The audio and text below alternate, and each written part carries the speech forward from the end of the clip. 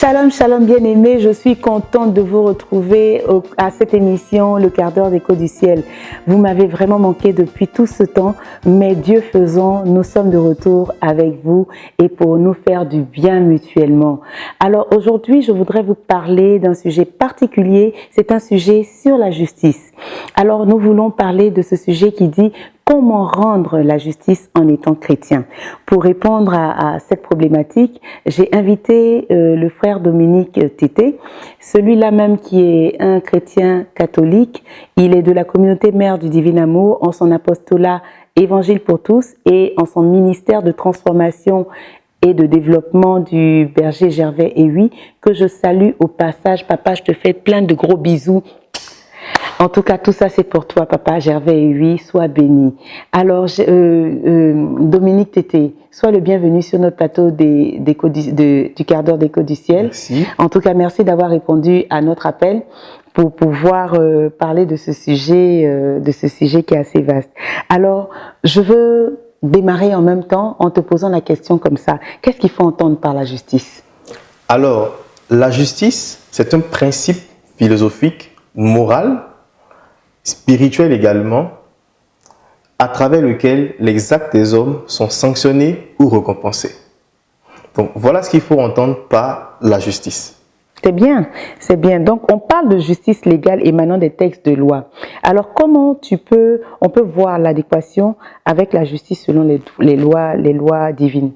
Alors, ce qu'il faut dire, c'est que la justice des hommes est une pâle copie de la justice divine. Parce que, en effet, la justice divine va au-delà de la justice des hommes. Qu'est-ce que je veux dire par là? La justice des hommes sanctionne les actes posés. Mais la justice de Dieu va au-delà de l'acte pour sanctionner l'intention cachée du cœur. Exactement. Voilà. Donc, il n'y a pas vraiment une adéquation, mais on peut dire que l'une est la copie de l'autre. C'est vrai, c'est vrai. Alors, comment tu fais la distinction entre le fait de porter un jugement sur une personne, et selon moi-même, et le fait d'être en train de porter un jugement selon la loi de Dieu? Alors, pour répondre à cette question, j'aimerais qu'on lise un verset. Vas-y. Le verset dit, il s'agit de 1 Corinthiens chapitre 4, verset 5.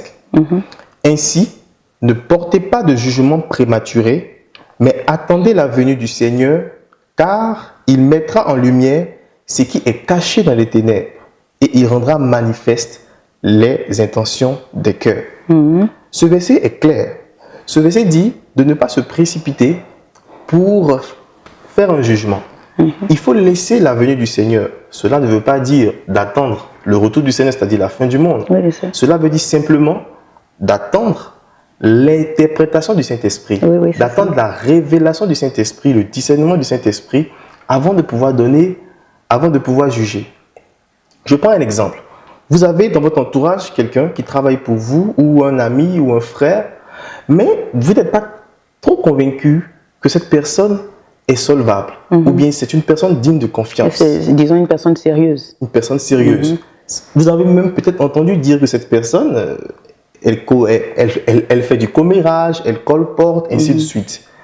Malgré tout ce que vous avez comme témoignage d'elle, la Bible dit de ne pas la juger, d'attendre le discernement du Saint-Esprit afin de pouvoir prendre une décision. Bon, en même temps, les témoignages aussi, des fois, sont palpables. Hein. Des fois, tu n'es pas en train de juger quelqu'un, mais il y a des réalités quand même qui sont là. Si la personne est vraiment commère, bon... Oui, comme tu viens de le dire, les réalités peuvent être palpables, peuvent sauter aux yeux, mais la Bible nous dit, et elle est sans appel, il faut attendre la venue du Seigneur. C'est là qu'un chrétien peut rendre véritablement la justice. Quelqu'un peut raconter des commérages, quelqu'un peut dire des choses qui ne sont pas vraies de moi. Elle a apporté un témoignage. Cette personne peut être même le président de la République, excusez-moi. Mais tu dois attendre que le Saint-Esprit donne le discernement afin de pouvoir savoir si je suis une personne solvable ou non. Parce que le témoignage d'une personne n'est pas suffisant pour connaître davantage sur la personne. D'accord, ça dépendra peut-être de ce qu'on attend de cette personne-là. Bien sûr. C'est ça, hein, c'est plus sûr. Par rapport à cela que tu parles. Sûr. Alors, l'un des commandements de Dieu est « tu ne jugeras point ». Alors, qu'est-ce que tu penses des hommes de loi? qui, eux, proclament le jugement chaque fois. Alors, je tiens à saluer les hommes de loi, parce que grâce à eux, il y a un certain calme, une certaine stabilité au niveau de nos nations. Ce qu'il faut dire, c'est que il ne s'agit pas ici de laisser la loi des hommes pour se consacrer uniquement à celle de Dieu. Il faut éclairer la loi des hommes à travers la parole de Dieu. Et il y a un verset biblique qui nous met à l'aise là-dessus. Il s'agit de Romains chapitre 1, Romains 13, et versets 1 et 4, qui dit « Chacun doit obéir aux autorités placées au-dessus de nous. En effet, toute autorité vient de Dieu. Et c'est Dieu qui donne leur place à celles qui existent. Oui, les autorités sont au service de Dieu pour te conduire au bien. » Je suis en train de lire la Bible. Hein. Oui, oui. Mais si tu fais le mal, tu dois avoir peur, car les autorités ont le pouvoir de punir. Et ce n'est pas pour rien. Quand les autorités punissent, elles sont au service de Dieu. Elles montrent la colère de Dieu contre celui qui fait le mal.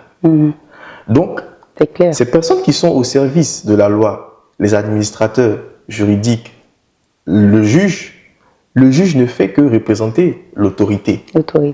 Et c'est vrai qu'il prononce des jugements, mais on ne peut pas dire qu'ici le juge, il juge. Bon, il juge selon les hommes. Il juge selon les hommes. Non. Il juge selon la loi. Le juge juge selon la loi établie dans la société. Pour régir en fait les comportements des uns et des autres. Voilà. Exactement. Mais ce qu'il faut ajouter, ce que j'aimerais ajouter, c'est que le juge sera jugé sévèrement. Parce que dans sa position, il doit juger. Et rendre la vraie justice. Il rend la vraie justice. Mais il ne doit pas faire ce qu'il dit de ne pas faire. Mais il ne doit pas faire ce qu'il sanctionne. Il sera jugé plus sévèrement que moi et toi qui n'avons pas à rendre des décisions de justice chaque jour. C'est en cela que la Bible dit, avec la mesure que vous utilisez, vous serez jugé. C'est la mesure que vous avez employée pour votre frère, pour le juger, c'est avec cette même mesure que vous serez jugé. Donc l'homme de loi doit faire très attention à ne pas lui-même enfreindre les lois qu'il est censé préserver, dont il est le garant. Parce qu'il sera jugé également. Oui, effectivement. Donc, il est soumis en fait au même jugement divin que nous. En tout cas, vraiment, je suis un peu épatée de ce que tu dis, mais je voudrais te parler de quelque chose, partager de quelque chose en fait avec toi. La Bible parle de la femme adultère. C'est un passage qui me touche beaucoup et qui a été prise en flagrant délit d'adultère.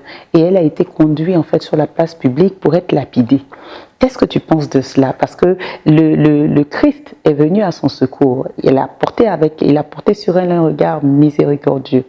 Et il a dit, celui qui n'a jamais fait ce qu'elle a fait, qu'il lui lance la première pierre. Donc en fait, il a déjoué le jugement des pharisiens.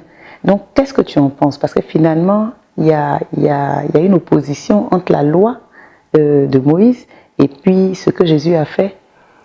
Bien entendu, ce que Jésus a fait est vraiment quelque chose, c'est quelque chose de nouveau. On n'en avait jamais encore entendu parler.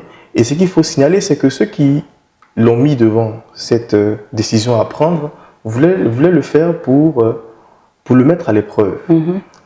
Jésus est intervenu en faveur d'une femme qui a été prise en flagrant délit d'adultère. Dans le temps, c'était un péché qui devait être sanctionné par la mort. Mais malgré cette personne, et c'est là on va dans le deuxième mouvement de ce que nous sommes en train de partager. Tout à l'heure, on a dit de ne pas juger une personne avant d'avoir vu. Mais également là, avec le tableau de la femme adultère, le Seigneur dit, même quand nous voyons ou que nous avons pris une personne en flagrant délit, nous n'avons pas le droit de la condamner. C'est là que ça devient intéressant. Parce que, comme il a dit, celui qui n'a jamais péché, qui lui jette la première pierre. Et qu'est-ce qui s'est passé dans cet entourage? On dit que les gens ont commencé à s'en aller, à commencer par les personnes les plus âgées.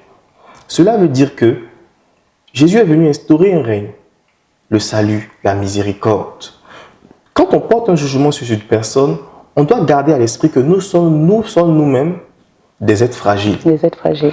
Et que ce que cette personne a fait aujourd'hui, qui semble être abominable à nos yeux, nous pouvons être nous-mêmes surpris un jour en train de le faire, dans une autre circonstance.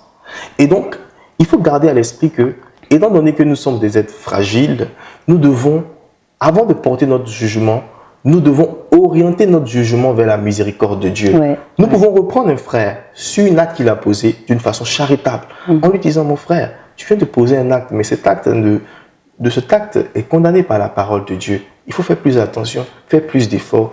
On va prier pour toi. Dominique, tu parles bien. Vraiment, tu parles bien. Ça, franchement, je suis bénie parce que tu viens de me dire, parce que ça rentre même dans mes côtes, comme on dit. Hein? En tout cas, vraiment, merci beaucoup.